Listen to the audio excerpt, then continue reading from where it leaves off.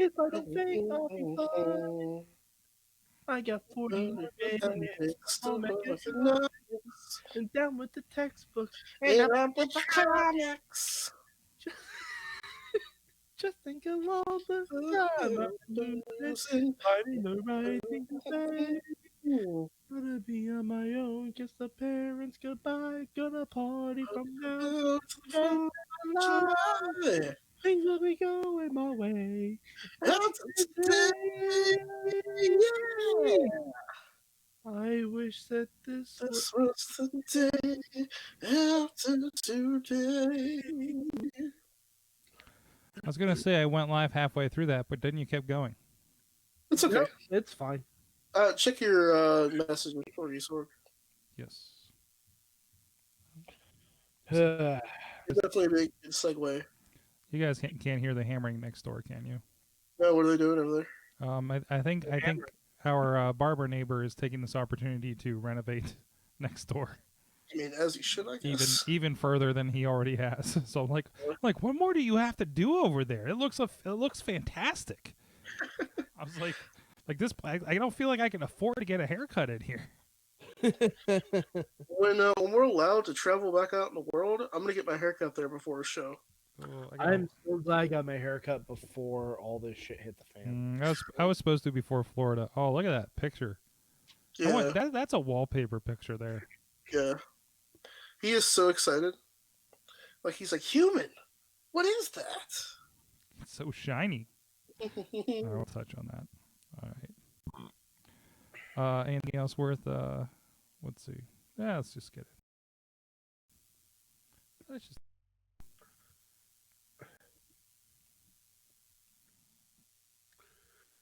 Hey, one more for the good guys. You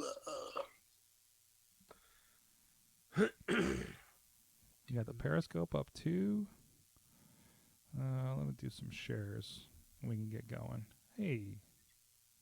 I've made an executive decision. I'm drinking on the job tomorrow. Are you? Yeah.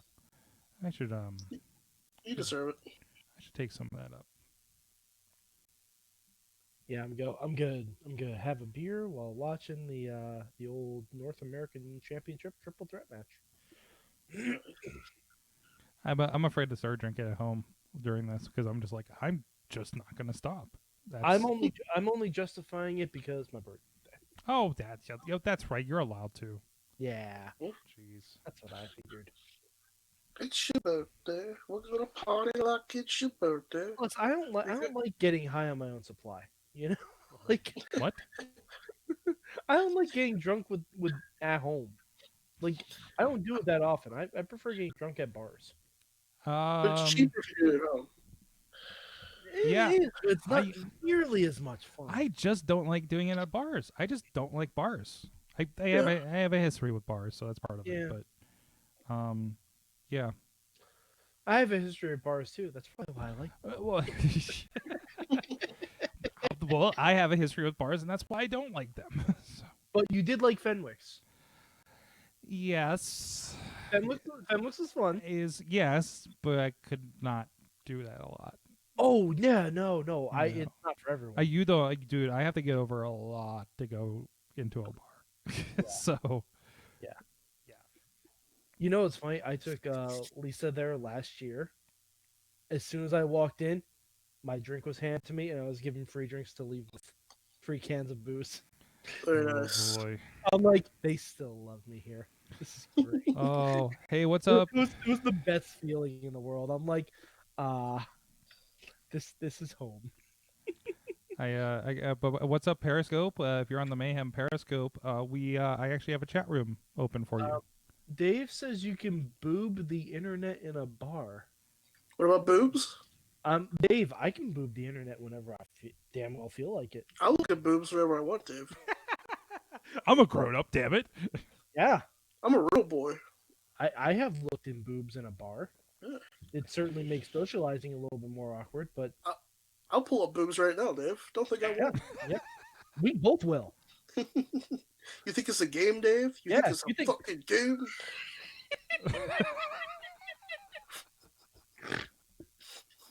Oh, I wish I was recording.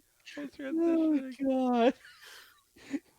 You went full DMX talking about flashing the chat room. Poor Potter. You think it's the game? Poor Potter. You think it's the fucking game? What the fuck? Well, these bitches what? This escalated. I don't feel okay about this. X.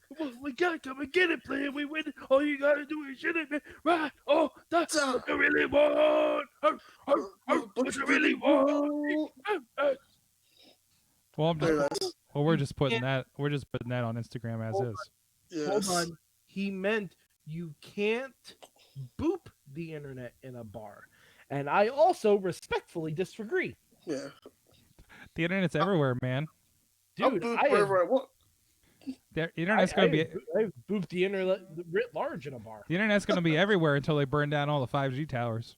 Mm-hmm. What's that about? Oh, yeah, yeah. What I really want. Apparently, it's all Woody Harrelson's fault. I know. This gets weirder the more I learn about it.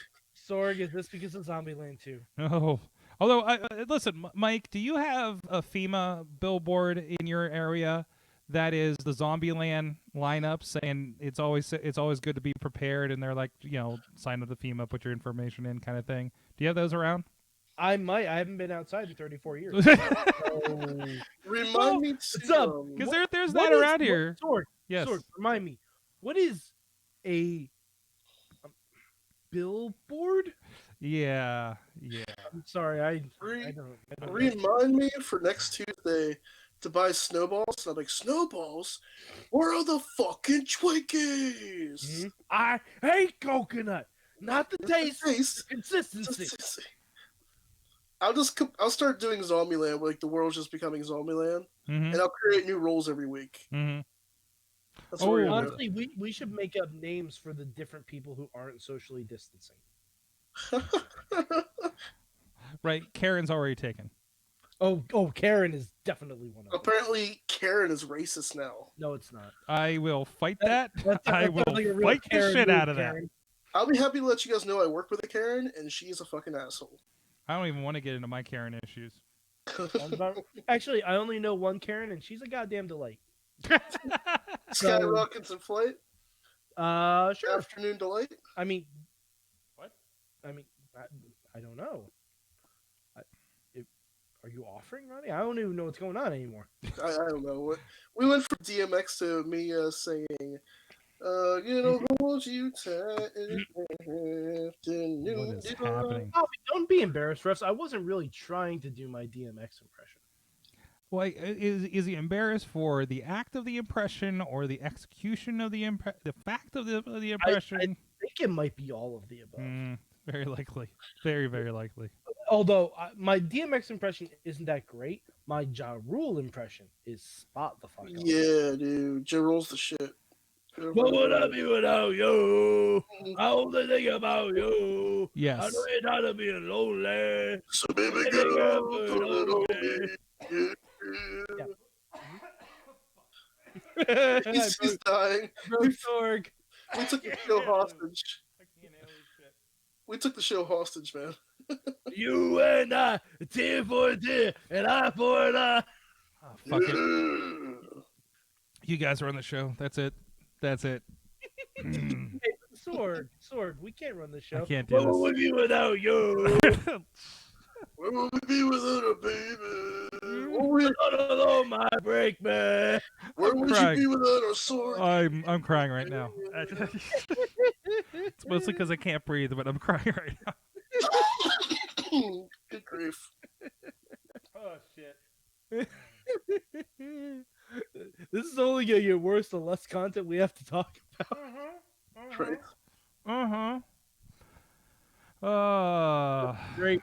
It's gonna be great, Sorg. This is where you're just like, wow, I dedicated 3 nights a week to talking about wrestling. Oh no. Oh no. You know, the thing is, back around, October, I was like, oh, maybe we need more wrestling shows. You silly bastard. That's what I thought. He made a mistake. Well, we didn't do it. We stuck with what we had. Said this is plenty, and here we are.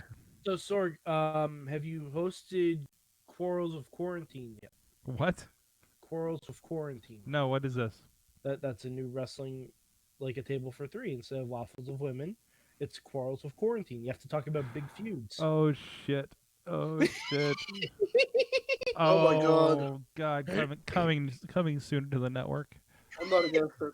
Quarrels of quarantine. I was eat ramen noodles, and be like, I was just too lazy to make real food, guys. Right. You should just bring on two people who have had big food affair and they just talk about it.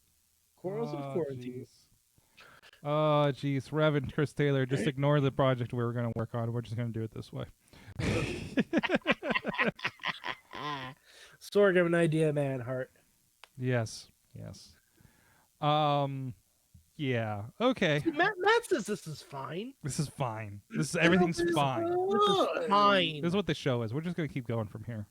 Yeah, we don't have to do an intro. We'll just Subscribe to stuff. Yeah. Email Good times. that thing. Yeah, that thing. the perfect pepperoni pizza. Pepperoni pizza. Yeah, pepperoni. Pepperoni's good. Pepperoni's fine. great. It's good. Did you get your pizza today, Sor? I did. Very nice. I'm trying. Sorg, is it the perfect pepperoni for pickup? Oh yeah, yes it is. Well, I actually have been figuring out. I wanted to do a bit where one of these weeks on AwesomeCast, since everybody is local, I want to go pick up the pizza and deliver some of the pizza to each of the people on the show that week. So, and do a video and just do a unsolicited sponsor video for Slice in the show. So that's the idea in my head, but I need to. Slice on Broadway might be a thing on Friday. I think I can only do that once, so I can't do that every week. Just to get out of the house, I might legit drive out there on Friday and get Slice on Broadway. So Nick came over here. He Nick messaged who? him. Nick Farah messages me. He's like, "Can I come hang out?" I'm like, "No, you can't. Like legally." Social distance yourself, Nick. Yeah. So he does come over here, and he doesn't live too far away. And he went and got tacos across the street. And apparently saw me leave for my pickup on last Tuesday. I'm just like, what is happening right now? So he was like straight up stalking you? Is that what you're saying? Nick, are you stalking me? Nick Farah is stalking me. Oh man, That don't make sense now. he needs something to do and probably a girlfriend. He has a girlfriend though. Oh. That's the thing. Wait, go back. I'm gonna click on your face. Oh my. Mike, what you got there? Is this head hanging in the window yet? Yep. That's awesome. Wait, what is this? It's the night bus, Sorg. The night bus. Look, Oh, there's a from Harry. Harry Potter. Oh, it's a Harry Potter. That's how you get in the bus. Ooh. I like it a lot. Okay. All right. And there's Stan Shumpike. I'll take your word for it. He's just hanging on. Yeah. Like everybody else in the world, we're just hanging on, man. Accused Death Eater, Stan Shumpike. This feeling. Not true. This feeling right now. Uh-huh. This feeling right now I have when you described to me Harry Potter things that I don't remember. Mm-hmm. Is how everybody else feels when I talk about pro wrestling. Sorg, you know what that tells me? It's this thing that I watched one time, but I really couldn't tell you anything about it. Sorg, do you know what that tells me? You need to rewatch. You need to read Harry Potter. I don't need to read. No, I'm not going to read Harry Potter. Audiobooks. I can't even finish reading the first Chris Jericho book. I'm not going to read Harry Potter. Poorly written. What? You can rewatch all the Harry Potter movies this weekend. It's Harry Potter weekend. Yep. What, with commercials? Are you crazy? They're on demand, too. Yeah. Without the commercials. Don't be a pussy, Sora. Just Whoa! Wow.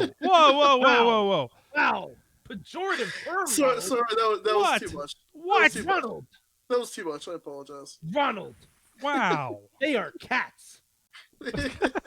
Don't be Drew McIntyre's cat, man. Excited for a title belt? Please. That's gonna be me when I get out of the house tomorrow. I'm gonna be excited. Matt, you need to watch Harry Potter too. I'm gonna watch Harry Potter. Matt I own them all. Carlin's his team Sorg on this one. I last night during Raw, I was doing a Harry Potter movie trivia quiz. I only missed 2 questions. I was very proud of myself. Actually, I think I have several of them on DVD for reasons. Get all this. Sorg, wait, have I ever shown you my Harry Potter Blu-ray collection? Sure, I'm not in a hurry to start the show. Okay, yeah, sure. All right. Because honestly, it's impressive. Okay. It's what I bought myself. God, 7 years ago. This was my 30th birthday present to myself. This. Holy shit! Yeah. That's I've only seen that 8 before. movies. My WrestleMania box set isn't that big. There's books in there too. There's books with the DVDs in them. Oh, shit. Yeah. That thing was like $400. Yeah. It's Holy great. shit. Yeah, Yeah. that was nice. My buddy owns that thing. Hold on. It opens up, Sorg. Jeez, Yeah. that's furniture. That is straight up furniture. Yeah, Very it- nice. it's great. What And, the hell? like, only because I can't place it anywhere to show you all the cool shit. If once you open it all up inside, there's a hidden DVD. What's What? it? There Is is it outtakes? it has some outtakes. It has hold on, let me see if I can Oh, this is great. This is great. yeah, because there's like drawers and shit. Yeah, Like, yeah. the drawers open up. There's stuff down here. But yeah, if you look dead center in there, Oh, jeez. see that pattern? Yeah. That's the There's a little hidden. ribbon in there. That's a hidden. Oh, I think we're losing your audio. I think you muted your audio or something. He got too excited. Do you have it? Do you have Oh, I got There you go. The thing hit the mute button. Okay. But, hidden inside here. Yeah. Here, let me see if I can reach in. Ooh. There is a hidden DVD, That's cool. and it has, like secrets of the movie Hmm. and how they filmed Hagrid. Hmm.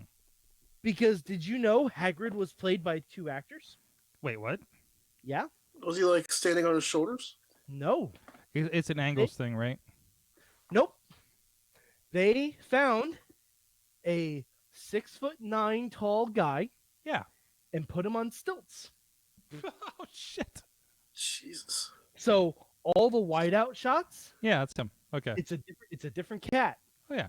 And then for some of the close-up shots where they have to do it, like when he's holding Harry Potter in Deathly Hallows Part 2, Mm-hmm.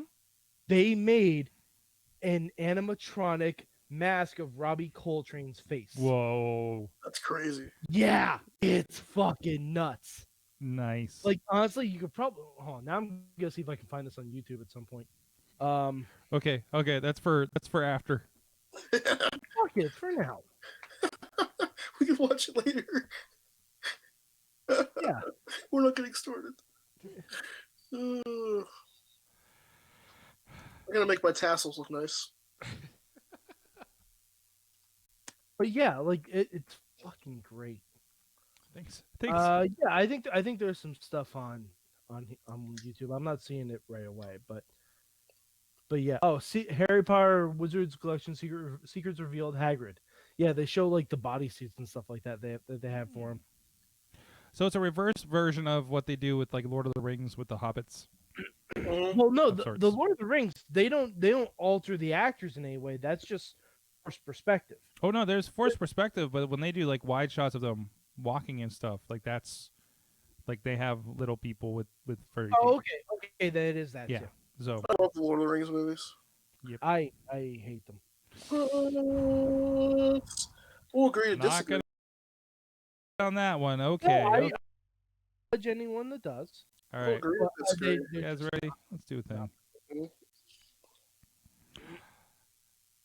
It is the Wrestling Mayhem. Oh, that's been going for 14 minutes? Holy shit. Yes. Wow. It is the Wrestling Mayhem Show, episode 709. Tuesdays, we've been talking about professionalized wrestling here in Sorgatron Media in Pittsburgh, PA. But I got everything this week, a little lighter show, just kind of stretching our legs a little bit after WrestleMania. There's a lot of room to stretch your legs. But anyways, with me on the line, first of all, from deepest, darkest Beacon, New York, is Mad Mike. Sorg, Mm-hmm. I want to say that 25 years ago, one of the most important contributions of my life came out. And for those of you who have seen it, you know exactly what I'm speaking of. For those of you who haven't seen it, I highly recommend, as soon as this podcast is over, treat your damn self. It's only 86 minutes. And watch a Goofy movie. There you go. The power Yeah. line. Power Power line. line. Yeah. You want to know why you should watch it? Hmm. If you like this show, Hmm. Xavier Woods, Alexa Bliss, they fucking love it. Okay. They fucking love it. There are videos out there of them talking about this movie. So you need to watch it. But don't listen to Zack Ryder because he's a fake fucking Disney fan. I've learned so much. Also with us, Ronnie Starks. Hello, everyone. Hello. Hello. Watch a Goofy movie after the show's over. I I don't think need you all to stand out above the crowd. I don't think that's how you wear a lucha mask, but Yeah, I didn't want to put it on the whole way. It's Okay. not how you wear a lucha mask. that's true. You guys see my tassels? Yeah. I have some tassels. Full on tassel mode. It is the Wrestling Mayhem Show. Please check out everything at WrestlingMayhemShow.com. You can find links to this and past episode and other shows that we do. Like we get together with Bad Mike and I and just kind of catch up on things on the Monday Mayhem wrestling wrap up, as well as Indie Mayhem. We had a great round table. Ronnie was a part of that. Justin Idol. The Beastman took us for a walk. And Tyler Clyde was a part of that as well. And we'll be talking with Magnum CK about his new Magnum Opus documentary coming out this week. That'll be coming up in your feeds as well. You can drop us a line at that email address. Good times. Good times at WrestlingMayhemShow.com. 412-206-WMS0. Tweet us at Mayhem Show on the Twitter. And, of course, you can check out our supporters over at the405media.com. Still supporting the show. Thank you. Also still supporting the show on patreon.com/WrestlingMayhemShow. Our friends at the fan of the show level, Bo Diggity! Woo! As well as Ed Burke, Bobby F, J-Town, Team Hammer Fist, our friends down in Florida. And also at the Poppy Club level, Bradley Brothers, Dave Podner, Daniel Towery, and Tina Keys. And at the Pizza Club is Doc Remedy and Kyle Turner. And at the manager, $20 level is OccupyProWrestling.com and Farnsworth Investments. And Mad Mike, you're still listed there, actually. That's because I forgot when April 1st was. Thank you for the extra month of contributions, Mad Mike. Yes. So thank you. We did Patreon in the bank on the last day of the month. We did. And it threw off because by the time we were done with the show, I was already charged for April. Wow. Hauntingly accurate. Wow, that's an interesting. That it was not by design. I can tell you that. So because I don't know when Patreon does their stuff. So, anyways. So thank you, everybody. You too can support the show if you like what's going on here and help us keep the lights on. And thank you, everybody that does still contribute. You know, I know a lot of people kind of dropping off of Patreons all over the place because of everything going on, and it's really appreciated that you guys are still sticking with us and being a part of the Mayhem. Also a part of our Mayhem live on our Facebook right now, and we're on a few other formats as well. I'm keeping an eye on the chat if anybody's chatting with us over on the Mayhem Show Periscope too. I have this nice look at how tiny that is. It feels like a baby phone in my hand. It's an iPhone 4 playing the Periscope feed so I can keep an eye on the chat. I know. By the way, this is my 8S Plus, and yeah. Wow, this is what we used to do, guys. Wow, dude. It is a baby phone. Anyway, so WrestleMania. Yeah. WrestleMania. That's how I'm starting this show. WrestleMania happened. We tried to refrain a little bit from talking about it last night. We wanted to keep more kind of current with Raw, and that was tough. But Especially since Raw did not give us a lot. No. The obvious star of the show was the Boneyard. Incorrect. No? Firefly Funhouse. Oh. I'm going to say I liked Boneyard. I need to watch them both without the chat commentary that we had going on. Because we had a Google Hangout with everybody, and and in both instances I took my headphones off and just heard yelling around my neck as people were reacting to things. But I didn't want anything spoiled. There was a lot of talking in those segments, so it's debatable. But anyways, so I'm going Boneyard, and I'm going to say pending rewatch. Is that okay, Mike? Sure. Okay, Sorry. Even if you just said Boneyard outright, I'm not gonna argue with you. Mhm. I'm just saying, for me, it was Firefly Funhouse. Ronnie, where are you in this heated debate that's not happening? I am more on the Firefly Funhouse. Really? side of things, Okay. yes. Okay. I popped really hard on Sunday. Okay. Okay. It was fantastic. I scared my fiance. He had no idea what was going on. Yeah, yeah. That was so. A lot of explanation needed to be happened with the Firefly Funhouse. Boneyard first. So that was our first kind of glimpse that, oh God, this is going to be different. It was about a half an hour. Yep. And there was Guruk.net had a great post that Mainstream Matt shared in our group, our Wrestling Mayhem Show Facebook group, that it was like an 8-hour shoot to conduct that thing. I can see that. It looks right. Like, so I like this part. The people that got to build the set, since it was a team of workers that were going to be off for the entire month. So WWE paid for their month. Good for them to go do that set. That's great. That's awesome.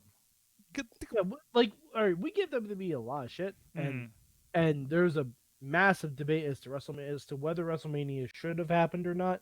Yes, but they're doing right by the performers, I think. And performers and the people making it happen. And that's the thing. I mean, we can debate up and down, and I think we have to a certain point about whether WrestleMania should have happened, WWE doing the right thing here. But let's just talk about what did happen, and let's put aside the fact that this is definitely like, oh, this is weird. Oh, this is not WrestleMania to us, but it's still this is a show that happened to be called WrestleMania that we all watched because it's going to be the biggest show. It was WrestleMania-ish. It was, yeah. Oh yeah. It was a semblance of Mania-ishness. So how did we feel? And again, we had kind of live chat for most of the time, so we had people to talk to. But like, did you feel, other than the obvious grandness of it, did you feel lessened in these matches with a lack of audience? I think the matches that fell flat for me would have also fallen flat in front of 80,000 people. Yes. I think the ones that had good stories going in, for the most part, played out how they would have in front of 80,000. I feel bad for some of the performers that got shortchanged of reactions for big moments. Like for Otis, I imagine that reaction in front of a crowd, obviously Drew McIntyre, that reaction in front of the crowd would have been great. Roman Braun, whoever would have shown up in front of 80,000, that reaction would have been great too. But if you look at matches like Owens and Rollins, I think that almost played better without a crowd. Because they were able to take advantage of stuff. Like the Last Man Standing match, they're able to take advantage of an empty arena. Like that match. Oh, not an empty arena, an empty performance center. Well, yeah. Which added a whole other thing to it. Yeah. But like I think certain matches that took advantage of that shined. Like the ladder match, Jesus. Like for the situation those guys were put into, damn. Above and beyond. For having like, okay, this tag team match is now just a single three-way match for the tag belts, oddly. With little explanation, I believe. To be fair, tag team ladder matches don't involve tagging your partner anyway. True. Multi-man, whatever. But no, that was good. It was a great finish. It was with them pulling the belts off the belts off of the holder. Like that was good. And I would hope, and I don't know if we would have gotten the same thing even with the tag. With double the people in it. No, probably not. You might not have even. I don't even know if you would have gotten a lot of the same results. No. Yeah. It does feel like that. I feel like there's certain things they held on to because you're like, this isn't happening in the crowd. We're not going to do this here. Yeah, because Sasha turning on Bayley, that needs a crowd. That needs a crowd. Ronnie, how did you feel reaction-wise, especially as somebody who often feeds off the hate and despicability of the audience yourself? You know what? The show wasn't bad, honestly. I think the crowd is what makes wrestling what it is. Like, it just, there are a lot of things were like hit or miss silent-wise, but like I like the fact that everybody was working stiffer and everything had more of a realistic kind of feel to it. But it was kind of WrestleMania, I guess. Mhm. It was weird. I felt like I was just watching a wrestling show. I was like, okay. Who started with a slap fight? Was that Daniel? Did Daniel Bryan have something on there? Yeah, with Sammy. Is that what I'm thinking? I believe so. Yeah. Yeah, Mhm. like Yeah. stuff like that. They Also, got. Rhea and Charlotte beat the crap out of each other. Yeah. There was definitely stuff that it benefited from. You can hear this through an empty building, right? Like they used sound to a really good ability. Mhm. So I heard some people say it was too much grunting and screaming, but I'm like, a lot of those people that performed last night, like you could tell the people who had become a little used to performing in the empty performance center, and the people who were doing it the first time. yeah. Because like Charlotte, Rhea, Edge, Randy, even like Braun to an extent, like a lot of those guys were really like like a lot of loud grunts. That was their first time working in empty arena, so they may have thought they had to project a little bit more when sometimes less is more with that. But Yeah. but like Asuka was perfectly comfortable like doing what she needed to do in that. Partners bringing up the smack talking was fun since you could hear literally all of it. Was it? Oh God, who said it? Someone said that Kofi got flattened like a pancake, like during the ladder match. I think it was Jimmy Uso that said it. Like when Kofi ate a ladder, he's like, "Boy, you just got flattened like a pancake." I was waiting for, especially in that environment. I felt like this happened on SmackDown a couple weeks ago about maybe the wrestlers would actually respond to the commentary because you can definitely hear it from where you're at. Oh, some of them did. Yeah. Some of them did. Like, God, who was someone turned over and said, "Oh, you like that, Michael Cole?" I forget who it was. I want to say maybe Sammy. It sounds like something Sammy would do. I want to say it was Sammy, or it might have even been Dolph. I think it was Kevin Owens. No, because Michael Cole wasn't calling that match. I remember specifically they were calling out Cole. But yeah, like some of them did do that because, especially if you listen to the replays, you can hear the commentary. If the commentary was speaking during it, that blew my hair back. That is wild. It does that thing now. I've had this with editing too because we used to. Black Diamond would have, you know this, Ronnie. The commentary would be like right behind where I was shooting ringside, and that's the mic that I use when I'm editing. Is that ringside camera? So we get that little bit of an echo thing going on there. And it was hard to kind of separate things if I did need to kind of edit to cover something up or something, right? Like you still would hear Ronnie's at the table behind me. You completely hear him, which was great for syncing, by the way. But beyond that, it becomes a little difficult. So yeah, it's the empty arena problem, but it's also the poorly attended indie show problem too, isn't it? So it's like you've been at those shows where you're like I can hear the commentary really good from the front row. Dave's right. It was Bailey. What's that? Bailey was doing it. What, yelling at Cole? Yeah. Okay. It was Bailey. That's one where there was so much grunting coming from my headphones from somebody else's TV. It's just like, what? This could be anything. And apparently there's a problem with Rhea's visa, so that might... it expired. How does that happen? Don't people just take care of that for them? No, you have to do it yourself. Oh. I thought WWE took care of that kind of stuff. I thought WWE like makes your shit straight. They take care of, like, they will help you get from country to country, but if you're on a working visa, you have to take care of that yourself because that requires like an in-person visit or something like that. And in the current climate, maybe she just didn't have a chance. Yeah, that's true too. You can't really just pop back home to do it now, right? I know that happened with like Wade Barrett. At a time, Sheamus, I think too. It pops up. This is a problem that happens. Visas and green cards and things like that. I mean, they're a little more difficult than And when you're on the road all the time, it has to be a little hard to keep up on things like that. Well, I didn't get the modus in my mailbox. So, Yeah. Either way, let's see. Again, go back to it. Boneyard Master. Starting with that. I love the pure biker taker of it. I am a little sad we didn't get the like Kane run in Holy Trinity thing. But we got Pyro. We got controlled Undertaker fire, and that was amazing. We got teleporting. We we had an army of nameless goons. Yeah, yeah. What? How did AJ get some druids? Yeah. It had to have been a lot of development guys just dressed in druid costumes. Oh, I yeah. assume it was everyone that was in the 24/7 championship segment. Oh, jeez. Yeah, in the 24/7 segment was the biggest collection of who is that? Oh no, those were extras. I didn't even recognize those guys. Like it's got to be the lower performance center NXT guys, The right? No, I know what some of those people look like. I didn't even recognize those people. Really? Yeah, I like, just they were Rosebud level. Yeah, that's what that was my thought. I'm just like, who let the Rosebuds out after the 24/7? Rosebuds.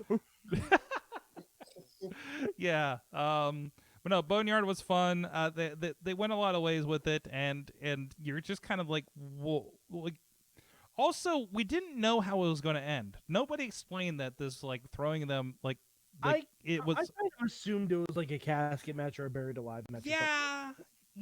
I kind of assumed it was something like that. I love that there was music. There was no commentary. We just went full cinematic on this thing, and just no excuses. It was perfect. Mm-hmm. Yeah, and speaking of like the music and the score and stuff like that, friend of the show, Mike Quackenbush, was actually asking about it this weekend, and I got into a little tête-à-tête with him. Oh yes, were we having a good conversations with the Quack? Yeah, just like about the stuff we've been talking about, like because he initially asked if the Boneyard I'm gonna read his tweet verbatim. If the Boneyard match is an example of the ultimate realization of sports entertainment as a separate concept from pro wrestling, and it kind of is, but I think they could even go further with it. Like, and not even like Firefly Funhouse further. I think they can go further with it. Like I saw someone on Twitter was watching WrestleMania with a YouTube feed going of canned audience reactions, and it made a difference. It was really fascinating. And I'm like, you can do that with like a Boneyard match. Like, because I personally, I want to see like Brock Lesnar have one of these kinds of matches. And like just set him in like legit set him in like gladiatorial combat. Like Brock Lesnar versus Goldberg one last time, like in a fucking gladiator arena. Where you have like extras in the crowd like doing thumbs up, thumbs down, shit like that. Like that would be awesome. Let's do the half thumbs up. Yeah, exactly. Time to die. But yeah, like I think you can take stuff like that further. And it's not something that you should do all the time. Mm-hmm. Like maybe in the current climate you could, but it's stuff that should be held out for bigger occasions. Yeah, and you wonder if there would be any room for them to kind of conceptually take this further as extra stuff for the network or something like that. I mean, and this isn't like brand new. We did do some final deletion stuff with the Hardys at a time or another. So I think it was also treated differently. Oh, absolutely. The final deletion stuff was looked at like as, oh, haha, that's cute, that's weird, what is that? Yeah. Whereas when we come back to Titus O'Neil's face from the Firefly Funhouse, Titus is fucked up. Mm-hmm. Like honestly, as good as a moment as it was for Drew, Firefly Funhouse should have ended WrestleMania. Yeah. Other than it's the hero didn't win. I agree with you. Because it depends on who you think the hero was. No, I'm dead serious. I'm with you. No, I get you. I got you. Like John Cena was played as the heel in that little match. But you can also argue that this is also a warped perspective of John Cena through the eyes of Bray Wyatt as a character too. In the eyes of everybody, not just Bray Wyatt. But is it? everything. No, I'm legit asking because like they just point out stuff that happened. Like they just point out stuff that happened. It's not like Bray was changing the course of events. No, everything that happened in real life is what happened in that whole thing. Yep. And it's, when they show the fist, I was like, all right, something fun's going to happen. And then Cena comes out in his first outfit, and I'm like, oh, for God's sake. And it just went from one extreme to another. The NWO Cena was probably my favorite part of the whole segment. Like, what if Cena actually would have had a real heel turn? But he never will. I think we just saw it. Do you think that's what it was? And I think they're saying that it would not have gone well. Yeah. Like, it would have been great in the short term, but it would not have worked out in the long term. It would have been like the Stone Cold heel turn. But that worked, though. Did it? So that did work. They just didn't have anyone to be the top face. He didn't have a Rock to play off of. Exactly. Like I believe what he was feuding with Jericho and Benoit, if I'm not mistaken. Jericho and Benoit and Angle was in there too. Yeah, and they just weren't like they were good, but not great, right? Yeah. So, or at least not as great. Yeah, like if Triple H was around then, or The Undertaker, that probably would have worked a lot better. But I think they were both injured at the time. Wait, you're talking about Stone Cold? Yeah. He was teaming with Triple H until Triple H got injured. Yes, and I think that was supposed to like the 2-man power trip was eventually supposed to break up, and Triple H was supposed to be the face. Oh, okay, that would make sense. But he had to go in Terror Squad. It was such a weird because there's probably so many plans that were in place, and then between injuries and WCW purchasing and trying to integrate happened. It just any good plans got washed out. Yeah, for what we got.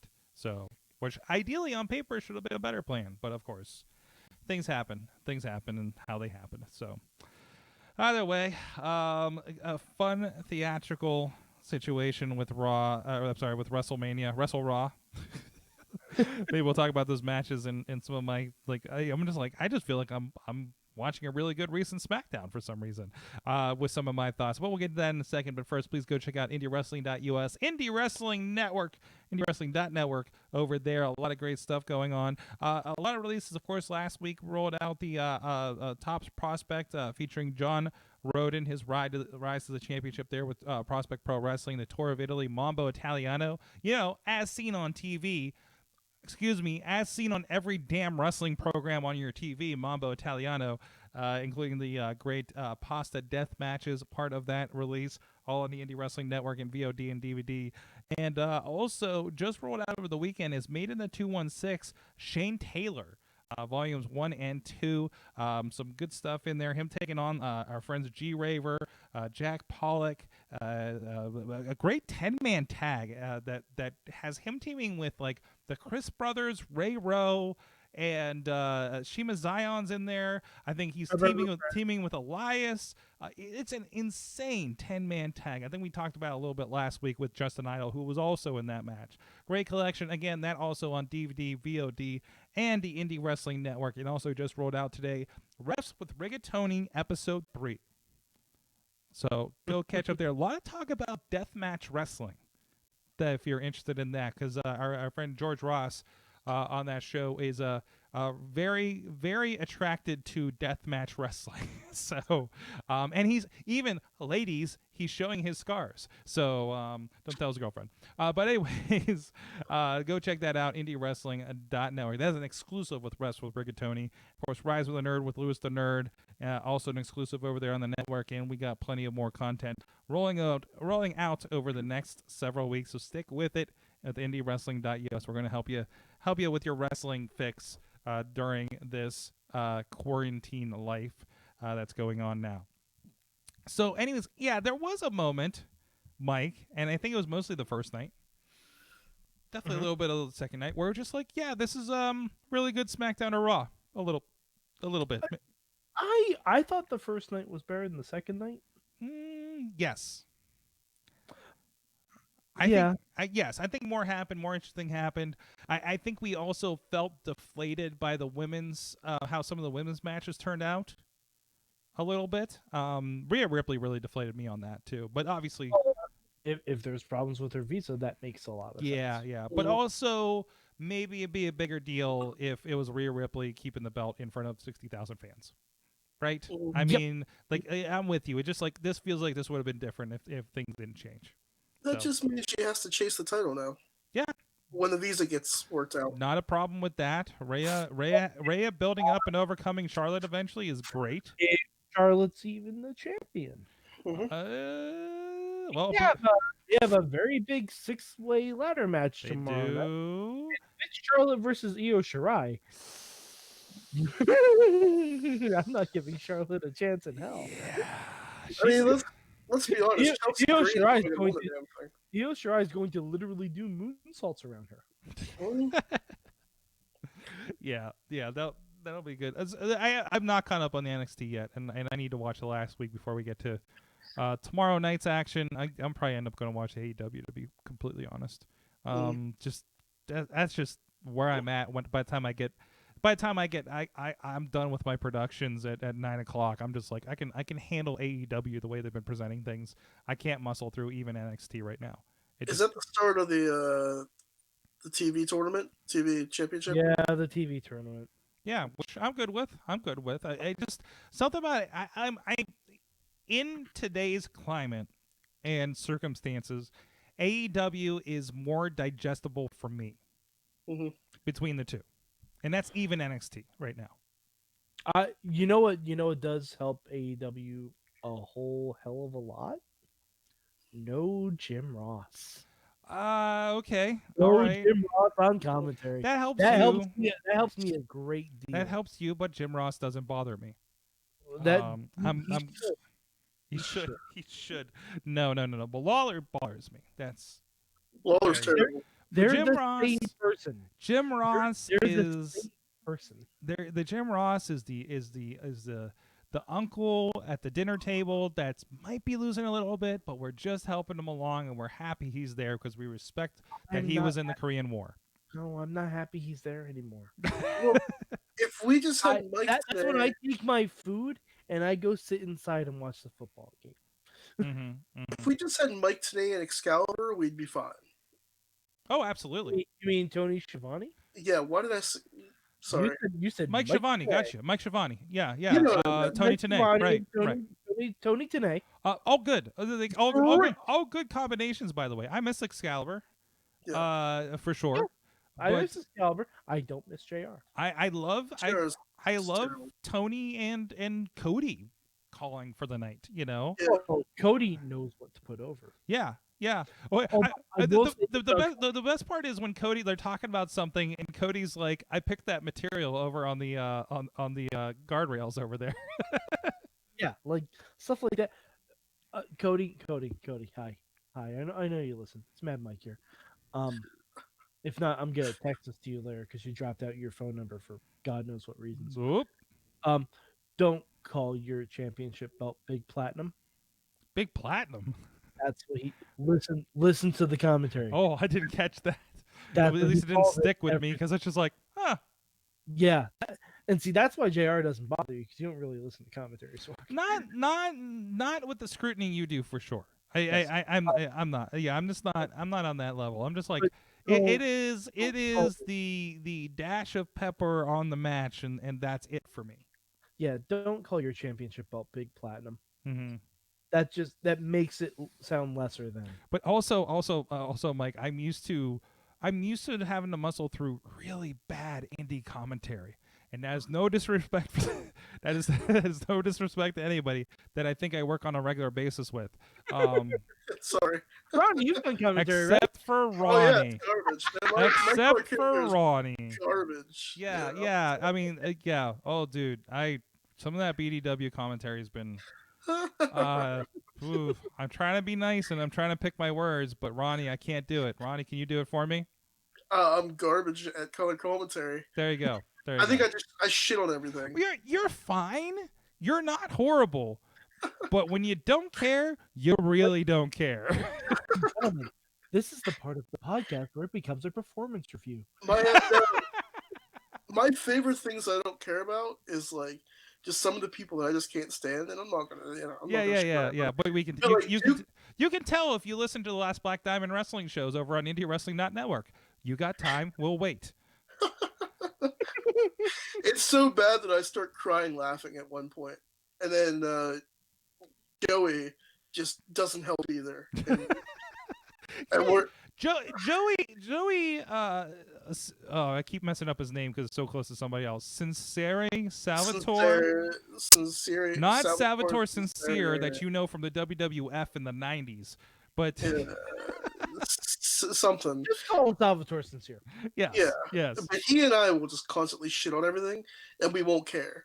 Mhm. And it's bad. Ronnie, that's not. Now, granted, I've never done commentary before, except one time with Michael Cole, where I was god awful. That was at WWE Access that wasn't on the job. Yes, it was at WWE Access, and I was terrible. I kept saying the word amazing, even though, to be fair, I was talking about TLC too. Anyway, shitting on the product, not the best move. Yeah, Not shitting on the product, shitting on the worker. Did you? That's even worse. I mean, have you seen NXT season 4? Have you seen NXT season 1? Well, yeah, okay, but it got real bad. It got real bad towards the end. No, season you're thinking of is season 3 with the women. That's when it got real terrible. When he had a gong, yeah, no. Yeah, no. they had the gong. Yeah. And there was Caitlyn and AJ, and actually a lot of them stuck around. Yeah, a lot of them stuck around and got really good, but yeah. Well, we can say that entire like NXT original game show run, there's a lot of good talent. It was Tough Enough, God, I was looking at some old, Huskus the Pig Boy. What? Huskus the Pig Boy. Huskus the Pig Boy. Yeah. On NXT season 1. Yeah. Great. By the way, Oh, so do we begin the countdown to when Heath Slater becomes a world champion now? He needs a beard. Is that when it starts? That was a determination. He needs a beard. When you start seeing him growing out that beard, what's that? He needs to get even more jacked. He needs to get fired. And then he needs 5 years on the Indies, and then come back. He needs to get fired, become the Impact Wrestling champion, and see you next WrestleMania. Yeah. Well, not necessarily Impact. We need him to become a world champion in a different promotion. The Ring of Honor needs a good champion nowadays. I'm sure Rise wouldn't mind having him. Yeah. Rise with a Y, not the women's promotion. I mean Heath, but yeah. But I'm sure the I promotion would like him too. I mean, do you want to go underground for Heath Slater? Do you want me to tweet him? Like, you want to go underground? Heath Slater and Lucha Underground. We're thinking a different one here locally, Mike, but I'll tweet him right now. Like, you ready to go underground, pal? We can save your career. Think about it, man. You got kids. Guess what? We like kids. And that's why Ronnie doesn't get access to promotion Twitters. No. But no, seriously. But it has to happen. I love even in the Chronicle. In the Chronicle, they show Jinder coming over and hanging out because they've been buddies and down the street from each other or whatever this whole time, and just like, oh yeah, maybe we'll have to do a Super 3MB 2025 reunion, and I'm just like, well, where's Heath? Nobody's talking about Heath. It's such a weird thing because Heath is the one that's been employed this whole time. It's not gotten let go for underperforming, and then everybody else gets the belt. So it's just like it's a weird world in wrestling how that works out. But I don't know. That Chronicle was very good with Drew though. It is the first, like I said last night, probably the first of many we're gonna see of going into, because how many documentaries were in the works right now, and how many of them are getting wrapped up over Skype. So so that'll be interesting to see that. There's gonna be a lot of kind of reactionary content from how this WrestleMania sorted out one way or another. It's gonna, man, this is a big mark. This is gonna be a weird month in wrestling. Oh yeah, in general, and maybe even longer. Who knows? I know, but be ready for it. I'm ready. Are you ready? Are you ready for a good time? Good Yes, time. yes, yes. So even that's right. Bobby's saying even he's going to grow a beard and win the championship one day, because he's got kids. Someday. Someday. All right, guys. Well, hey, I want to give a shout out to producer Missy, who's looking at me right now. Missy, hello. Hello. I don't know. I was about to throw to an ad, but hello. Okay. She was coming over here to tell me to throw to the ad. Got it. Put that down. Put that down. That's threatening. Put that down. So shouting out to our friends, Slice on Broadway, supporting Pittsburgh podcasting with the perfect pepperoni pizza for location. What? For pickup. Yes, for pickup or delivery. For pickup or delivery. So go check them out. They've been really supporting us here in our time. Oh no, stop poking me. Is it using a producer poll?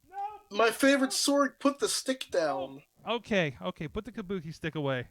I'm giving the ad. I'm giving the ad. Support and Slice on Broadway. Thank you for feeding our podcast for nearly 10 years here on the Sorgatron Media Network here on Tuesdays. Go check them out, sliceonbroadway.com.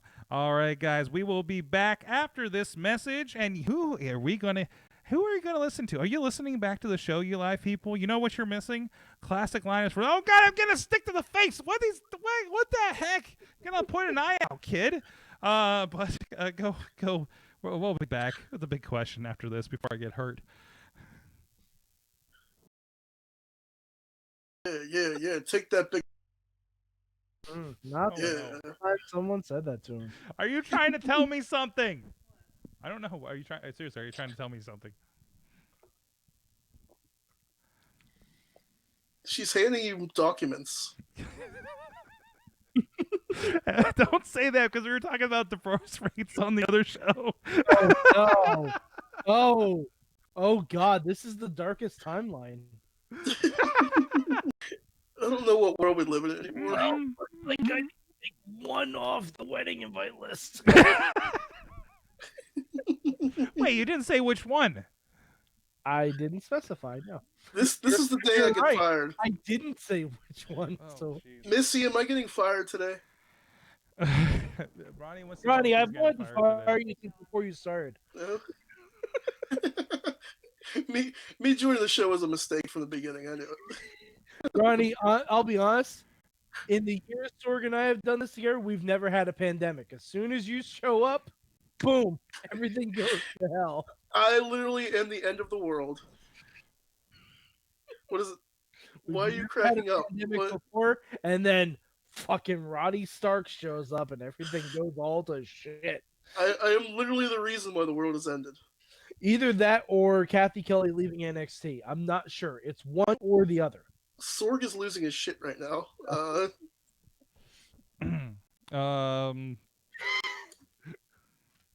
Good or bad? We okay. We okay. Okay. Oh no, she's taking the stick again. I think when she uses it should be called the producer poll. The producer poll? The producer poll. I'm getting poked. Poked. Mm-hmm. See, this That's my collarbone. Patreon people. Ow. What is happening? See, this is what happens when you guys have to quarantine with each other. What is happening? What is happening? I've been doing this half with my kendo stick. Look, at least she hasn't murdered you yet during the quarantine, so that's good, right? That's fair because I'd imagine Missy. I don't know where this stick's been. I do. I know where it's been now. You're touching my face. Don't. Oh, that's a rule. Don't touch the face. That's a rule. Oh, no, is it the Corona stick? Oh no, it's not the Corona stick. She's got the Corona stick. Oh no. I know I get hit once, I get hit twice. Oh wait, what? I am the baddest chick. With the Corona stick. Oh, the social. Oh, that is a social distance length. So she could beat you with it at social distance. Yes. Yeah. Do you know in Canada they tell you to stay the length of a hockey stick away from each other? The length of a hockey stick away? I don't think it's as long as a hockey stick. But I mean, is it? Oh yeah. It's pretty close. Especially for you. How long? Hey Siri, how long's a hockey stick? Oh, it's in Canadian. Is it the same thing as American? 63 No. inches. Oh, so what's 63 inches? Over 5 feet. Yeah. Oh, then It's that close. works, I guess. That's close. Yeah. That's about right. What? Oh, well, but I guess that. Okay, yeah. Should I be worried that a hockey stick is taller than me? Should he be worried that a hockey stick is taller than him? No, but I wouldn't put it on your Tinder profile. Do you like hockey sticks? You're not gonna like me. Do the size of hockey sticks scare you? I got good news.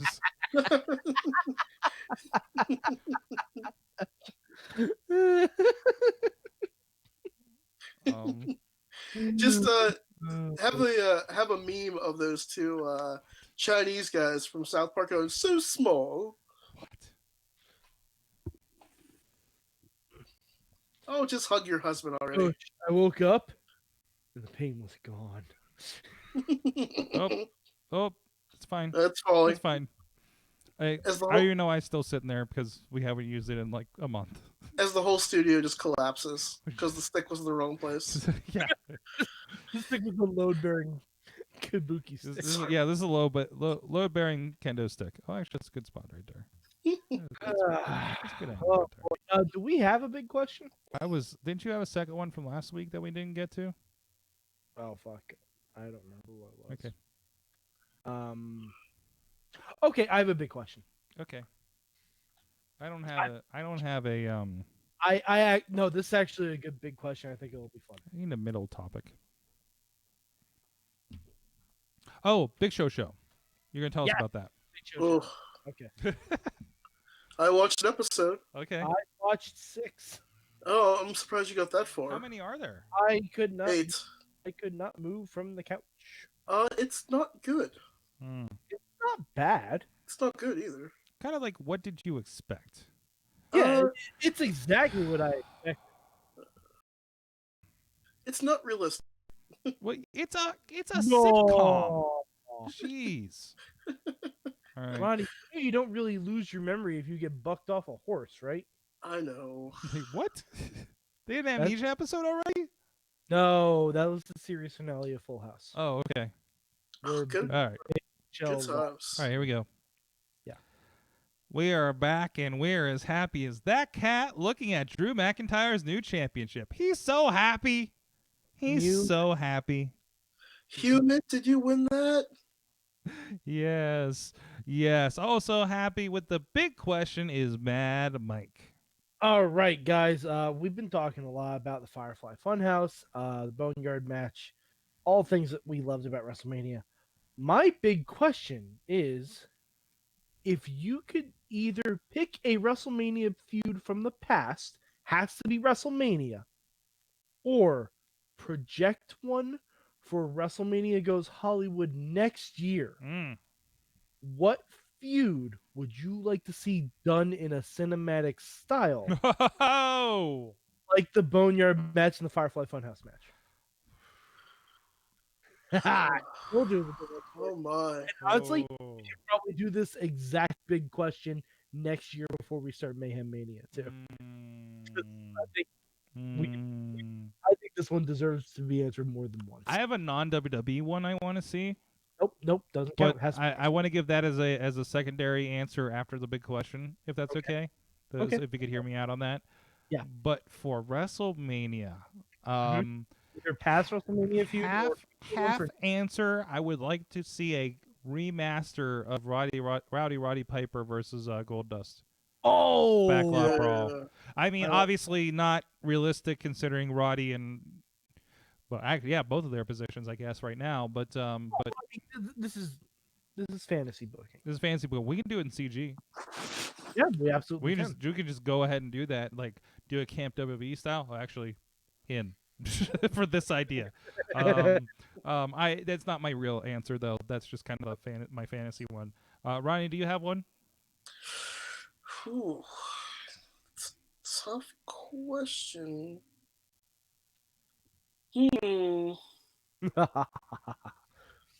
I always come up with the good ones. This one's so good, I don't even have an answer for myself yet. Let me roll back. I'll give you some time there, Ronnie. How about the New Day versus the... Actually, how about the New Day versus the Usos versus Miz and Morrison? Hey, hey, ho, ho. Miz and Morrison. Hey, hey, ho, ho. I would only accept that if it's done in anime. Yes. I think you could do it as a... Capture anime. How about we do that, considering the Hollywood nature of the one team? That is a backlot brawl. And in the course of this, you run into sets befitting to each of the teams. Oh, okay. You run into a Uso penitentiary. You run into, I don't know, living anime for the New Day. However you want to play that, right? Where did My Little Pony live? What? Where's the place where My Little Pony live? It's not.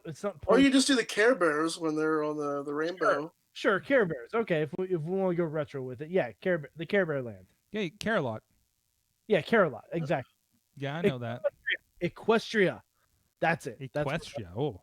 Equestria. Sorry, all I ever really watched was the My Little Pony movie back in the day. That's fair. Way back in the day. Like I'm talking of like Twilight Sparkle and all that shit. Because yeah, not the new ones. And I haven't watched a whole lot of that one, but I hear very good. I have met brony juggalos before. Oh God, Dave's Whoa. got answer. Those exist. All right, so since I can't think of mine yet, Dave Podner in the chat room says Sasha versus Bianca in the mode of the Michael Jackson Bad video. Oh wow! And I am 1,000% here for that. Jeez, yes. All right. I'll do one past and one future. Mm-hmm. My past one. The first time the Undertaker fought Kane. I feel like you could really. Okay. I feel like you could really amp that up. It takes Pete Rose out of the equation. It does. It takes Pete Rose out of the equation, sadly. Or does it? Less Pete Rose, more special effects, or Pete Rose is a special effect. But yeah, like that, I would love to see that. My future one. Oh boy, I've said I want to see Brock Lesnar for someone in like a gladiatorial combat thing, but now I kind of want to see fuck, I can't think of his name now. I can't think of his fucking name. Oh no, fuck that. Let's do the Iconics versus Boss and Hug Connection in the style of an Australian sitcom. I'm not even sure what that entails. Like the Australian Office? Is that what you're like? Yes. Okay. Wait, there's an Australian Office? There is. It's the original Office. What? Yeah. Yeah, like I want shot like those vignettes that Marvel did where Thor was living on Earth. Before Ragnarok. Okay. So basically, Taika Waititi directing the Iconics versus That's what I want to see. All right, I think I have something fun. Okay. We could do the cinematic and the Firefly Funhouse, kind of a mixture. The Rock versus Bray Wyatt. Where Bray Wyatt spoofs all of Rock's movies. Yes. I'm talking The Rundown. I'm talking Tooth Fairy. Yeah, Doom. All the crappy movies that he made before he made good ones. I'm talking when he was the Scorpion King in the second movie. Yeah. Never Say No, Joe. Can the Scorpion King also run into the other Scorpion Kings from the straight to video versions? Yes. And Brendan Fraser makes an appearance. Yes, because what's he doing? We're talking fat Brendan Fraser though. He's in Doom Patrol and he is lovely. Is he? Yes, he's fantastic in Doom Patrol. I need to watch it. Yes, you do. But this could be gold when you think about it. And then he just makes fun of all the crappy movies he made. Oh, what? Fuck it. I don't know why I was thinking. My future one, Undertaker versus Sting. I I want it someday. Do it. And you know what? Have them each, have them fight each other over time. That's I want I want Gray Glove Taker to meet Surfer Sting. You can just go ahead and do all the matchups you've always wanted to do. Absolutely, just do it. Jeez. Over the years, I want Wolfpack Sting, Ministry Undertaker. We can do this entire lineage. Mm-hmm. Yeah. Joker Sting versus American Badass Undertaker. Yes, and please. Mm-hmm. Yes, absolutely. God, so that would be amazing. And the best thing is about the Boneyard match, Taker didn't take a single bump. No, that's the thing. He didn't take a single bump, and he looked amazing. I've seen articles about how this is just we could get 10 more years out of Undertaker with matches like this. Bobby F. J. Town saying Bray Wyatt versus Undertaker redo in a House of Horrors match, only this time good. So let's bring back to that. So you bring that up because you could do that with Sting. You could do that with Taker. It was so interesting and kind of a sidestep from that. Watching the Edge thing. Spoiler alert. He's talking about he's doing all of the acting and he's doing all of the stunts. Mm-hmm. Like this guy had neck surgery and had to leave WWE, but he's still doing all the physical acting, fighting. Like Vikings had everybody starting to do their own physical stunts and everything, right? So because in Haven he didn't do a lot of stunts. Mm-hmm. Well, he started to get healthier. Yeah, which led into he never checked on the wrestling thing, and then he had a bike accident, and that's when he's like, "Hey, wait a minute, I feel okay," and when checked and the ball got rolling, right? Yeah. So now that was a way for him to kind of get around what happened to him. Sting, also with I believe a neck injury, if I'm not mistaken, I think so. can get around that and do something interesting as well. So this is a whole man. I hope somebody's looking at this and seeing dollar signs at WWE right now. You may not have gotten the dollar signs from this version of it too much because everything is crazy right now, but if you go back to Texas or something like that and you show something like this on that 100-foot screen, that place is gonna go nuts. I think somebody's gonna go back and be like, everything was really weird. A lot of things didn't work. We tried a lot to make a lot work in this era, but you know what did work? Everybody talked about that. Yeah, everybody talked about that. Imagine if we do the Boiler Room Brawl. Podner also calling up Riddle versus Brock in a factory match, like a boiler room match, but a whole factory. Oh yeah, sure. I think Lucha might have done something like that. If they don't start it out with Matt Riddle smoking a blunt when he walks, he's like, "Bro," and then he just ashes it and throws it on the freaking ground. No, he doesn't throw it on the ground. He throws in a giant smelting thing of molten metal. Bobby also saying Gargano Ciampa in a Home Depot DIY match filmed as a Home Depot commercial. Okay. Yeah. Sure. It's a Home Depot commercial. What the fuck? Well, I can see it. You better be careful because eventually, with as much as we hear about it on SmackDown, you're going to see something with Flo in somebody's corner. Actually, now I roll back to it. I'm thinking about the Colonels for KFC. Oh, that was ridiculous. When they had the Battle Royal. So he was in the video game that year. Was he really? Yeah. Wow. Not to mention the Good Brothers getting power slammed through a bucket of chicken. Oh my God, good for them. By the way, has anyone checked on AJ and the Good Brother? Are they dead? What? Are they dead? Are they legit gone? I don't know. They were not on Raw. No, hardly anybody was. So there was a bunch of people that I've never seen before on Raw. Yeah. So with that, as we talk about theatrical, one of the big things rolling out this week are 2 major releases from WWE collaborating with Netflix. Okay. Of course, later in the week is what was it? The main event? Is it the main event? The main event. A kid becomes a wrestler, and a lot of our favorite stars look like they're in that thing. Starring Marco Stunt. Well, turns out. Yeah, he did all the stunt work for that. But the other thing that is going on there is the Big Show. Well, it's really average. I did not expect much out of this, to be completely honest. But So you watched 6 episodes? Yeah, There are 8 episodes. yeah. By the time I stopped, it was 3 in the morning. I'm like, I should go to bed. Oh, wait, this episode called Prototype, is John Cena in it?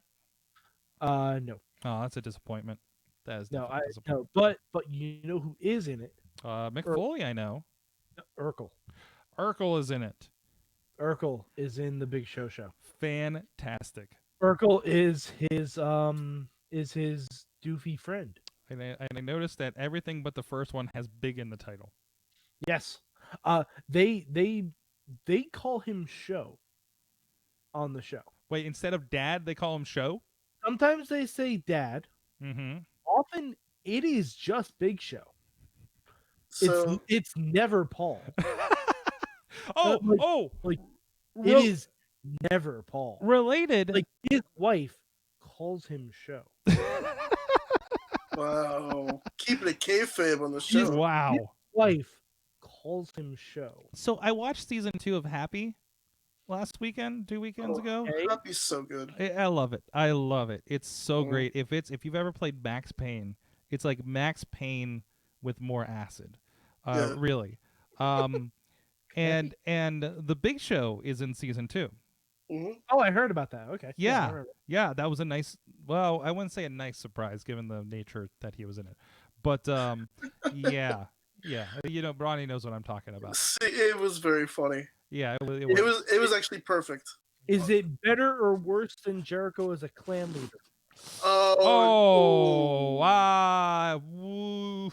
For I mean, Jericho as a clan leader actually was pretty fantastic. So, like, I mean, you have to be honest about that, right? Because Yeah. when you have saw, to look at two different ways. roll back. We're talking about Jay Silent Bob reboot. Spoiler alert. Yeah, Chris Jericho's a clan leader. Yeah, he's a clan leader, and then you don't know about it, and then all of a sudden, racism. I believe when when it came out in theaters, you had just seen them pop up at AEW on one of the first couple episodes, right? Yeah. So they're just like, that's strange. Why are they hanging out at AEW? Okay, and then like you go and watch Jay and Silent Bob because you're us, and you're just like, fuck. Okay. So yeah. Thing was, the theater I saw it in, no one knew who that was. Oh no. No, Well, there's my one buddy was like, "Is that Chris Jericho?" I'm like, yes. If anybody watched Jay and Silent Bob is that movie. It's like I watched Comic Book the movie, and I'm like, I don't know who the fuck any of these people are because they're all like comic book art writers and voice actors and artists. I'm like, I don't know who the fuck these people are. You know, they're like super inside baseball for that. I feel bad for anybody that's never watched a Jay and Silent Bob movie and tries to go see this thing. So if you're a wrestling fan and never seen Jay and Silent Bob, just don't. It's not worth it just to see Jericho in it. That movie was so meta. Oh yeah, but in a good way though. they just said fuck it. That's where Kevin Smith is with his career in a fantastic way, by the way. I still follow, fan of, love what he's doing. But I can't wait for Clerks 3. Yeah. So, but no, look. So, how did we get here? How did we get here? So the Big Show. Yes. How would you give it out of 1 out of 6 Marines? All right, if you've seen like Fuller House, yeah, it's along those lines. Fuller House is fantastic. I will. I can't hang with it. Okay, agree to this. We talked about this last night. I will say I enjoy the youngest child on the show. Okay. I think the youngest child saves a lot of the jokes. Okay. A lot of the jokes because they're written for someone that's twice her age, and like she pulls them off very well. Is this the one that's bald and a mustache on this picture here? Well, is she the smallest one, sort? It looks like there's the one on his back. Yes. So yes, is the smallest child. She's lovely. She's a lovely little actress, and she saves a lot of the show. Everyone else in there, very generic. Very generic. Like it's sweet, but the littlest kid saves a lot of the show. Yeah, well, like You know we're all going to give it. It is TVG, by the way. So. Oh yeah, roll with it. no, you're not gonna get anything Well, controversial. and even the one later this weekend is this week. It's dropping Friday. I think it's going to be a PG movie. It's not going to be. I mean, it's a kids movie. That's what they're aiming at for this. They're children's movies. Mhm. They're children's episodes. And We TV are shows. going to advertise Modelo on WrestleMania, but we're going to release kids content on Netflix. There you go. Hey, you know what? That's good shit. Mike, can you give us an impression without breaking our ears of your reaction to Vince McMahon puppet yelling, "That's good shit"? Hold on. I'm going to give you a reenactment of the Firefly Funhouse. Okay. Oh, wait. Were you wearing sunglasses at the time? No, but Macho Mercy was. That's good shit, pal. This was essentially, for those of you who didn't see the Firefly Funhouse match, this was the commentary team. Yes. Yeah, it was fantastic. Ruthless aggression. Him poking John and you know, here's boop, boop, boop. Do it or you're fired. I'm about 95% sure you actually voiced Vince McMahon for that puppet. I would have gotten a much bigger WrestleMania payday if that was the case. Yeah. Speaking of WrestleMania, I pointed this out last night. I have to point it out again.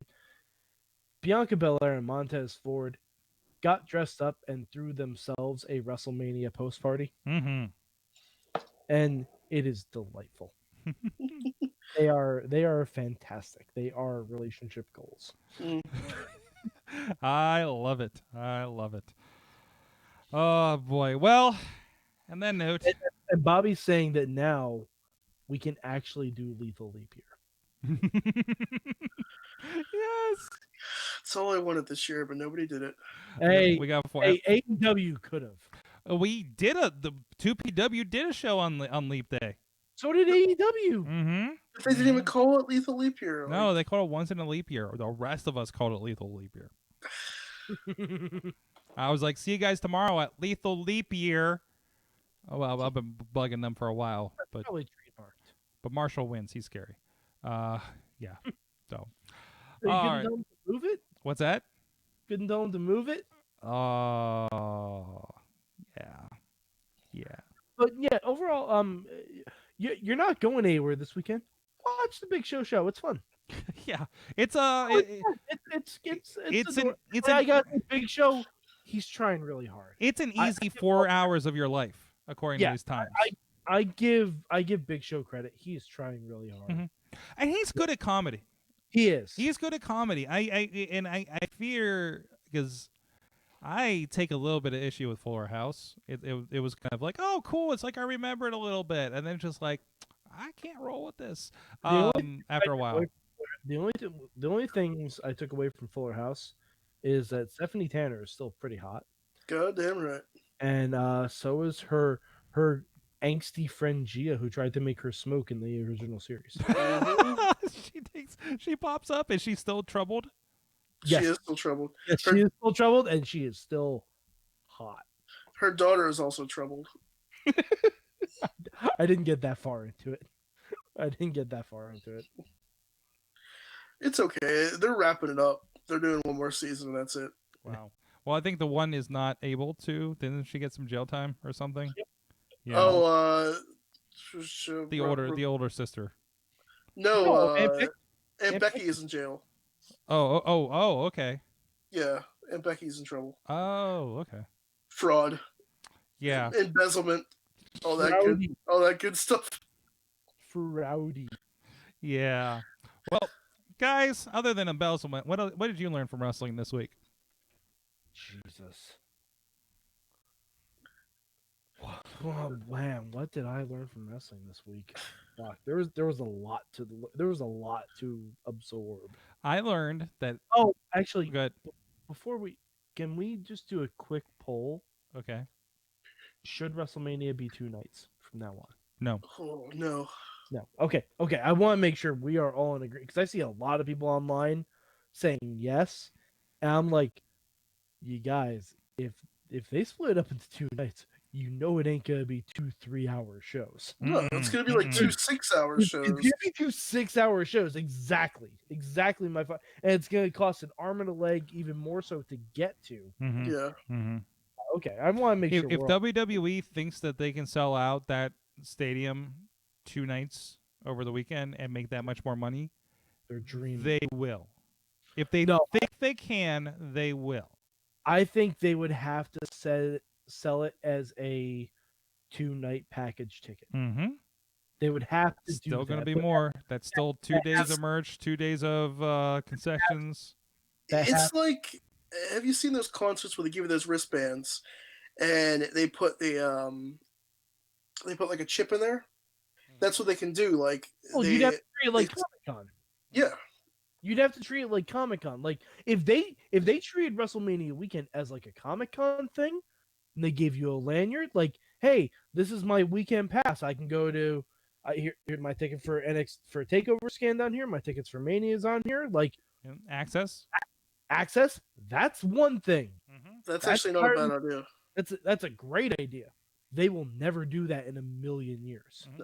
Because I think they would take a bath on that financially, setting all that up. I think I got 2 for guys. I think the overall we learned that WWE will has it in them to knock something out of the park when pressured.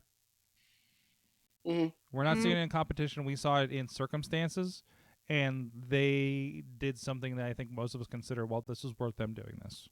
I think they also need to let the talent take the reins a little more. Yeah. I think those 2 matches in particular, the ones that we're talking about, definitely didn't have a certain somebody's influence on them. He probably didn't even know they were happening. And the other one was that WWE sent Edge a ring. Yeah. That was great. Yeah. He's sitting there. He's just like, he's got an authentic WWE ring in his... sent him a dash. And they what? They sent him a dash. A dash? Oh, yeah. No, they didn't. No, yeah. Okay, when they get to the part where you're like, oh, Edge and Dash Wilder have had like a relationship all these years. Yeah. I'm just like, this is like Edge is like has the perfect life as a wrestler. It's just like, I don't think he even needed to qualify as a wrestler. He's like he started talking to Beth the night of his appreciation night, and obviously good things happened from that. Into he just like, I'm going to try this acting thing, and did, what did they say, 96 episodes of television and 3 movies in this time? Yep. That's 99. insane. 99, 1 away from syndication. 99. Edge is almost syndicated. You just need to throw out some of those Edge and Christian, and then to roll back, and it's like, oh, my neck works. The fuck? Like, I love that documentary was originally how he was moving on from wrestling. Yeah. Turned into a comeback story. Yeah. Like, that's legit movie shit. Yeah. That is legit movie shit. Like, that's not even a joke. That's something like Disney would put on, like, have it streamed to Disney Plus immediately. He's gonna have a Fighting with My Family style movie eventually. He has. Oh, to. he will. He has He to. will. I think we just saw it. But like, it gets into the parts about like, yeah, it turns out Dash Wilder was like a personal trainer that worked at his gym. They'd been bullshitting this whole time, and Edge found out on his own that Dash was a wrestler. And the night of the appreciation show, I know I'm spoiling a lot of this documentary, but it's so amazing, and it's the end of the show. So anyway, it's great. At the end, at the night of his appreciation night, he's handing a DVD of Dash Wilder's match to somebody important, John Laurinaitis, I think, to try to get him a job. Yeah. So it's just like, and then the parts where like Dash comes in, and even like the earlier parts where it's just like him and Beth working out in the ring. I'm just like, wow. Yeah, like that's amazing. You're talking about relationship goals. Holy shit. Yeah, like, that was mind blowing to me. That I'm like, oh my god, they trained together. How cute is that? And it's like Beth was working to a comeback too, so it's legit movie shit. And they didn't even touch on the fact that Beth like also wrestled at Royal Rumble. No, They didn't touch it. They didn't touch it at all. And I'm like, Jesus, like these two, and they're still stand-up parents, and Beth is still doing full-time commentary. Oh, I learned if WWE tomorrow for my birthday episode of NXT with a ladder match and the blow off between Gargano and Ciampa, if they put Sam fucking Roberts on that show oh, fuck! on commentary, You jinxed it. I am not watching it. That was the one thing that kept me. Not watching it. Like I'm going to celebrate my birthday later that day. I'm going to turn on NXT.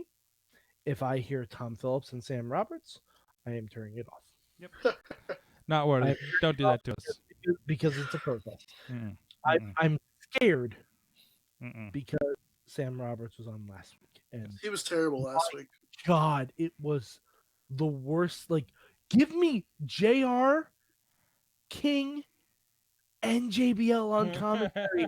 Oh, the unholy trinity for you. Hours. Give me that as opposed to Sam Roberts for 1 hour. That's a lot, man. Yeah. And oh God, Sam Roberts he needs to have his mouth sewn shut. From the chat room, Bobby F. J-Town learned that Taker can go for another 5 Manias if they film all of his matches this way. He also learned that Randy Orton was in a match that I actually liked that went very long, though, and I was going to say, well, it was all one sentence. I was going to say that SmackDown Fist relaxed and retired as a chair at the Performance Center, but then I saw the Fist in the Firefly Funhouse match and realized that that was just the second-generation superstar debut. Were we just joking? Ronnie, were you there when we were just joking, or was that Thursday night when we talked about the SmackDown Fist needs to be in the new Rise Arena? Yeah, I was in that conversation. Yes. Well, they were originally supposed to use the Fist for the return on Fox. That's just a... That was in the discussions. I'm bringing it back, but it's not going to be a fist at Rise. It's going to be a giant fucking eagle.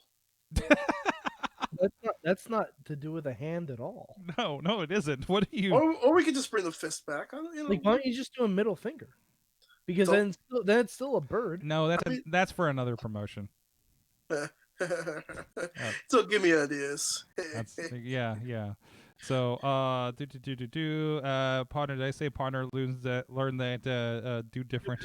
Do different if they want to. Oh, this is when Undertaker said, "What's my wife's name?" I said in my head, Susan. wrong wife. And I was hoping AJ did too. No, Sarah. Sarah. Sorry, I saw Susan. Susan in the chat room. It is Renee Young's name in Lethal Leap Year. Yes, thank you. But no, Sarah. Sarah's actually what was in my head at the time, but yeah. You gotta know the lore. By the way, Sorg, we were talking about before the show. Dave says you need to not watch all the movies because they cut out a lot of the lore. Oh yeah, no, I saw that. Yeah. Okay. So Okay. Did everybody go? You guys learned everything? Mm-hmm. Okay. Yeah, Good job. Hey guys, good job mayhemming. Good job. Hey, Good job. great success. We'll be back here next week talking about mayhem things. Of some Whatever sort. happens. Whatever happens. Whatever Who happens. knows? Predictability. There's the And the Paperboy, even MTV. Look, guys, this show is essential. We'll be here every week. That's right. That's Everywhere right. you look, everywhere there's a pod. There's a pod. A voice to hold on to. What kind of pod are we talking about? Everywhere I'm doing the Full House theme song. God damn it! Oh, okay. Let me have my gimmick. Take it. Ronnie, this is why we should have fired you before you started. Yeah, makes sense. No. Now I can't even finish it anymore. I ruined it. I can't even finish the song anymore. Soiled it. I had a whole Soiled thing. it. I had a whole thing going. Soiled it. It was gonna be how we signed off the show. It was gonna tie it all together, like a nice little rug that Mr. Lebowski has. It's gonna be a whole thing, and Ronnie just ruined it. Biddy. That's all, folks. Well, anyways, we do have a lot going on. Again, Wednesday at 5 p.m. Eastern, we'll be talking with Magnum CK about his upcoming Magnum Opus documentary, which is releasing on YouTube and Amazon Thursday. and I know I have some time carved out so I can try to watch that as well. Thursday, Mainstream Matt will be conducting Listen to Your Parents. I believe our friend from Should I Drink That and Yin's Love Barbecue, Doug Durda, will be a part of that. We also have Wednesday at 7:30 p.m. on Jagoff's Facebook page. We'll have another music and comedy night there that will be live streaming, conducted here via the studio. Obviously, nobody in the studio due to the current circumstances. We will also be doing Friday night. We will be doing an IndieWrestling.us game night. I believe we do have the successful St. Jordan Styles showing us how successful he is at Rocket League. Mike, I think you were interested in joining us with that. Our friend Damien, the photographer, does some great work, and we'll see how great he is at Rocket League as well. So we at least have 4 of us, I think, in a game. So, and that will be live streaming as well. We'll see if I can play and conduct the live stream at the same time. I don't know entirely how spectating works in Rocket League, so we'll all learn together. And I'm not good at Rocket League at all. But Saturday, something very special. We are putting up the next 2 Saturdays that we're going to be supporting our friends who do not have their wrestling shows this month. Prospect Pro Wrestling, we are doing a watch-along night. We're going to be watching some Prospect Pro Wrestling matches. We will have the owner of Prospect Pro Wrestling, Marshall Gambino, on the show scheduled, and we will have at least a few of the roster members on to watch back some of the 2PW matches from their history, and with some live commentary along with us. So please, if you'll join us, I'm hoping a lot of the fans of Prospect Pro Wrestling also join us there. That will be from their Facebook page and probably simulcast on the IndieWrestling.us one. So please go follow Prospect Pro Wrestling. The Saturday after that, we also just announced there will be a special live presentation for Renegade Wrestling Alliance, where there's going to be some interviews, check-ins with a lot of the guys that were involved with a lot of interesting stories going on over there at the RWA. So again, that'll be over at their Facebook page, so please follow the Renegade Wrestling Alliance. So you got some stuff to check out, and I hope you guys join us for that as well. And thank you everybody as a part of all of this. Mad Mike 483 on the Twitter. TubiTubi.tv. Search for Lucha Underground. Because I said it last night, I'm going to say it again until the cows come home. If you like the Boneyard match, if you like the Firefly Funhouse, that is all of Lucha Underground. And we've you will love it. And we've also clipped this plug out on Instagram and Twitter, so you can send it to your friends that need to hear this message. Yes, please, for the love of God. Like, Lucha Underground, like, we're never going to get another season of it. No. Just because the stars don't align that way, sadly. So we'll never see Bad News Barrett as the ultimate mega boss that he should have been. But just a spoiler alert for the last episode of Lucha Underground, where my name and Matt Carlin's name is mentioned. But spoiler alert, watch it anyway. Like, it's so great. And of course, Roddy Starks, star of Stage Screen Wrestling Ring and Podcast. Yeah, I'm on the Twitter, the Facebook, the Instagram, the stuff. And you have a show. And I have a show, yes. I have a show. We talk about toys. It is Tyler and Roddy's Most Excellent Toy Adventures. Or Klein and Stark's Most Excellent Toy Adventure. Yeah, that too. Yes. Sorry. And I believe a second edition of that is in the works. Yes, it is. We have to do that very soon. Yes. That's the game plan. So we'll be touching base on that. So much going on. Please go check out all the great podcasts at SorgatronMedia.com. I think we're releasing about 10 a week on average of new content for you. So please, if you need time to fill in, we got a lot for you. So we'll see you guys next time. Mayhem out. Just just. I still appreciate how much Ronnie appreciates our theme music. I love that music. One day I'm going to have to introduce you to Basic. Oh, yes. Can I just YouTube them? Are they on the YouTube? Oh, they're all over the YouTube, yeah. He's got some. You should see the music video to this. They're called. Their name is Basic. Basic. Basic Sickness. I'm on it. Oh, we got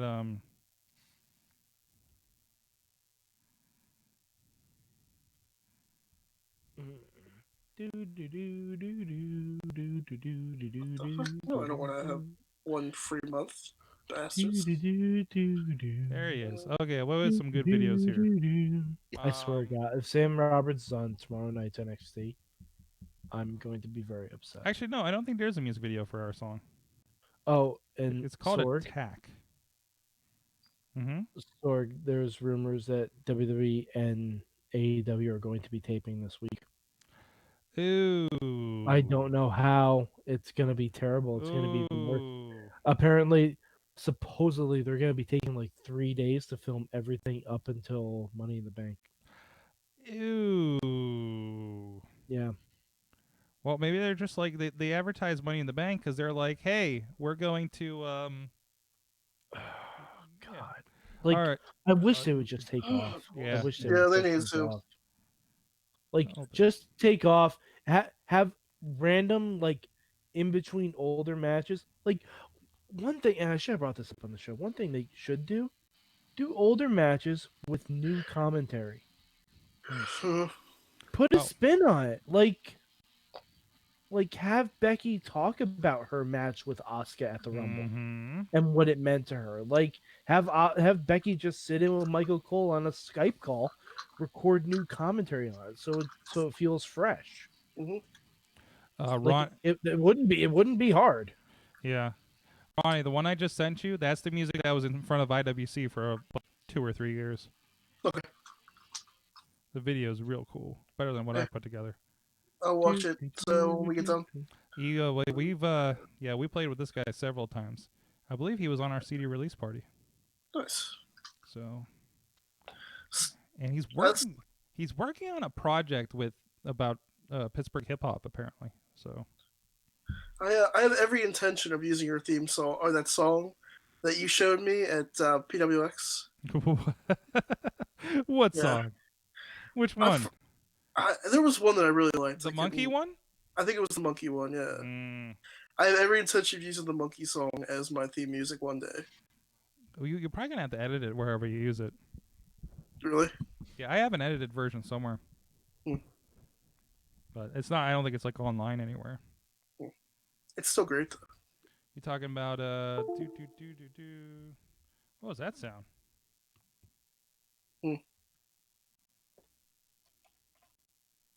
Oh, send that song to me. Your song. My song? The monkey song. You want the music video? Yeah. Talking about this one? Yeah, that one. This track, because I didn't realize the tracks weren't what they were when we did this album, because there was some kind of like freebie, royalty free or something, and I didn't realize that when they were being produced, and then like I listened to the Nerdist like years later, and I'm like, wait, what the fuck? Why is this music in the background? Why's my title track in the background? You're like, am I supposed to get paid for this? I'm like, oh shit! And they're just like, oh no, I just got those up the air now. I'm like, what the fuck? I thought we were doing your shit. That happens a lot when I hear the old Hardy Boys theme song. Oh yeah. Yeah. Yeah, it turns out like I think half the stuff we did songs to were like tracks like that. And I was like, I thought these were your tracks, buddy. Because he's like, here, try these. I'm like, okay. And I'm like, and then like, yeah, we do a song. And then like I put out the thing. I'm like, wait, what do you mean it's not your? Oh shit. There's that, and the hardcore holy music gets used a lot. Yeah. Yep. All right, guys, gonna cut out here so I can work on the show.